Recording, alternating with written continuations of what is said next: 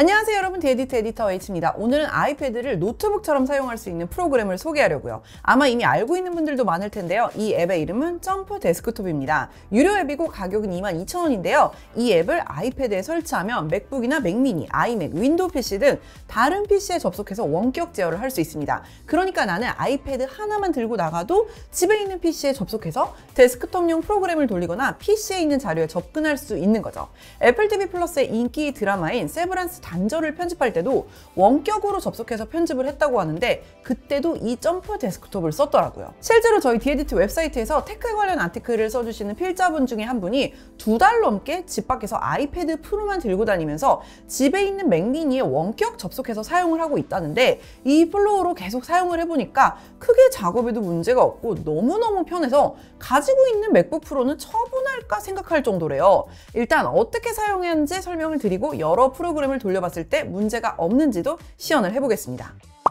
처음에는 계정을 만들고 나서 맥미니나 데스크톱 등 내가 접속하려는 PC에 점프 데스크톱 커넥트라는 호스트 앱을 깔아야 합니다. 그런 다음에 아이패드와 PC에서 같은 계정으로 로그인을 해두면 원격 제어를 할 수 있는 기본 준비가 되는 거예요. 그 다음에는 원격 접속을 하고 싶을 때 점프 데스크톱 앱을 켜고 원하는 기기를 선택하면 마치 페이스타임 영상통화를 연결하는 것처럼 해당 PC에 연결이 됩니다. 요렇게요. 짠! 실제로도 영상통화와 비슷한 개념이에요. 집에 있는 맥이나 PC의 화면을 내 아이패드로 영상 스트리밍을 하듯이 전송해 주는 거니까요. 아이패드 화면을 통해 미러링해서 보고 있지만 실제로는 집에 있는 맥북이나 맥미니의 성능 자원을 사용해서 작업한다고 생각하시면 쉽습니다. 그리고 접속한 PC의 해상도에 상관없이 제 아이패드 화면에 맞게 해상도를 맞춰주기 때문에 화면 비율이 맞지 않아서 일부 영역이 시커멓게 표시되거나 그런 현상이 없었습니다. 한번 원격 접속한 상태에서 포토샵 앱을 써볼까요? 포토샵 정도는 크게 문제없이 잘 돌아가더라고요. 사실 저는 업무에서 포토샵을 정말 많이 쓰거든요. 근데 아이패드나 아이폰용 포토샵 앱이 PC 버전과 비교해 없는 기능이 많아서 전문적인 작업을 하기가 좀 어려웠는데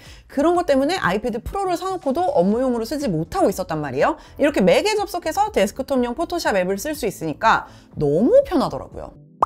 이번엔 라이트룸도 한번 사용을 해볼게요. 사실 아이패드용 라이트룸 앱도 굉장히 잘 만들어져 있어서 사진 보정을 할 때는 크게 문제가 없는데요. 문제는 사진이 300장, 500장일 때 이 수많은 파일을 바로 라이트룸에 넣으면 용량 문제도 있고 좀 너무 작업이 힘들잖아요. 미리 확인을 하고 나서 필요한 사진만 셀렉을 해서 넣는 게 작업 효율이 좋은데 아이패드용 파일 앱은 사진을 수백 장 넣어서 셀렉하기에는 좀 불편한 구석이 많죠. 그래서 맥에서 작업하는 게 훨씬 더 수월합니다. 참고로 지금 맥미니에서 사용하고 있는 건 포토 메카닉이라는 데스크톱용 앱인데요. 로우 파일을 빠르게 열어서 확인하고 셀렉할 수 있어서 편합니다. 자, 이렇게 선택한 사진만 라이트룸에 넣은 다음에 보정을 시작하면 굉장히 쾌적하고 경제적이죠. 복잡해 보이지만 이 과정이 모두 수월하게 진행되니까 놀라웠습니다. 그리고 사실상 이 점프 데스크톱이 아이패드 OS 안에서 구동되고 있는 앱 중에 하나일 뿐이기 때문에 아이패드에서 구동 중인 다른 앱에서 텍스트 복사 붙여넣기까지 가능합니다. 다만 파일 드래그 앤 드롭까지는 되지 않더라고요.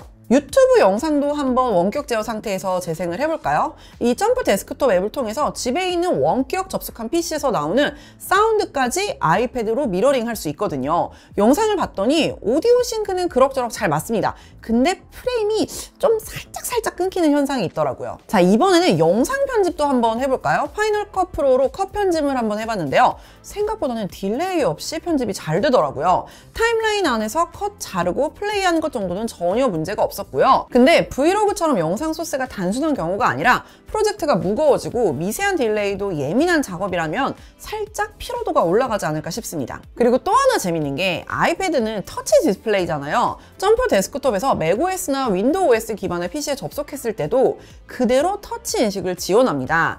살짝 아주 묘한 딜레이가 있어서 엄청 쾌적하지는 않지만 스크롤링도 되고 이렇게 터치까지 지원을 한다는 건 참고해 주시면 좋을 것 같아요. 자, 이쯤에서 이런 생각이 드는 분들이 있겠죠. 아니, 대체 왜 이렇게 해서까지 아이패드로 들고 다녀야 하냐? 휴대성 때문이면 그냥 맥북 에어를 쓰면 되는 게 아니냐?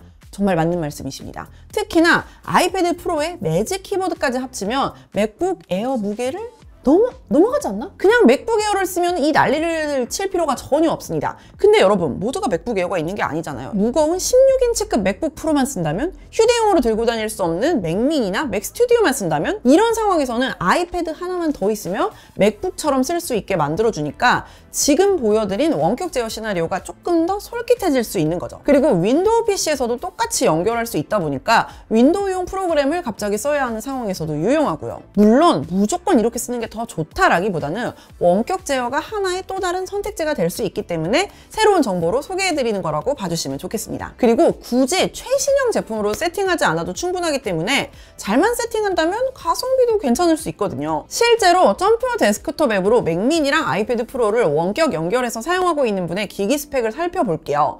M1 아이패드 프로 13인치 셀룰러 256기가, 그리고 집에다 놓고 사용하고 있는 맥미니는 M1 맥미니 메모리만 16기가로 올린 버전의 256기가 모델이라고 하더라고요.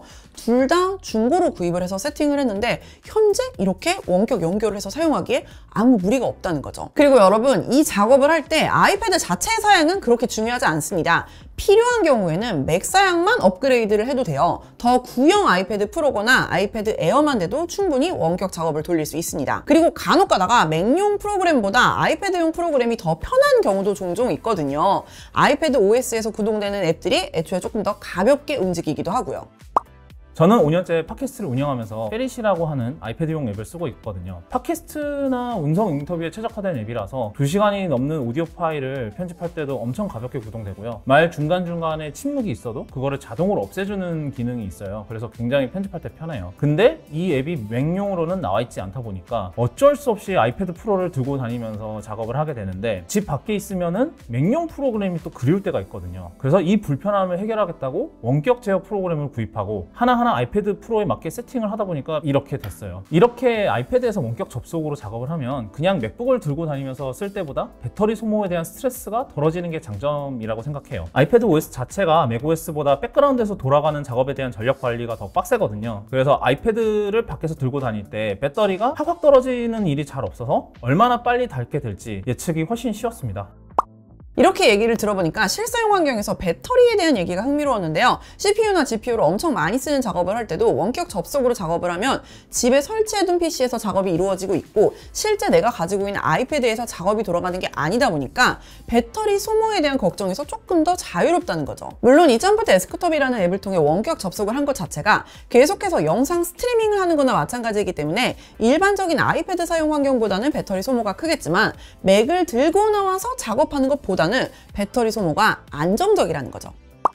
이제 단점에 대한 얘기를 해볼게요. 당연히 이 부분부터 염려하실 텐데요. 연결이 불안정할 수 있다는 문제가 분명히 존재합니다. 일단 다양한 환경에서 네트워크 테스트부터 해봤는데요. 스타벅스 와이파이만 돼도 원격 접속에 문제가 없었습니다. 근데 맥과 원격 접속해서 작업을 하려는 경우에는 집에 있는 맥이 잠자기 모드로 들어가 버리면 접속을 다시 하는 게 굉장히 어렵더라고요. 그래서 실제로 사용하는 분들은 터미널에서 카페인네이트라고 커맨드를 치면 맥을 강제로 깨워두게 할 수 있습니다. 어차피 애플 실리콘 맥은 대기 전력이 1W가 될까 말까 수준으로 전력 소모가 굉장히 적기 때문에 전기세가 많이 들진 않을 거예요. 실제로 이렇게 사용하는 분의 사례를 들어보니까 2달 동안 원격 제어로 사용하면서 한 번도 접속에 문제가 없었는데 딱 한 번 접속이 되지 않은 문제가 있었고요. 원인은 집에 있는 맥미니의 커널 패닉이었습니다. 맥 자체에 문제가 생기면서 전체 시스템이 먹통이 된 상황이었죠. 이런 경우에는 집에 들어가서 다시 맥을 강제 재부팅하고 원격 접속을 활성화하기 전까지는 해당 앱을 쓸 수 없는 상황이고요.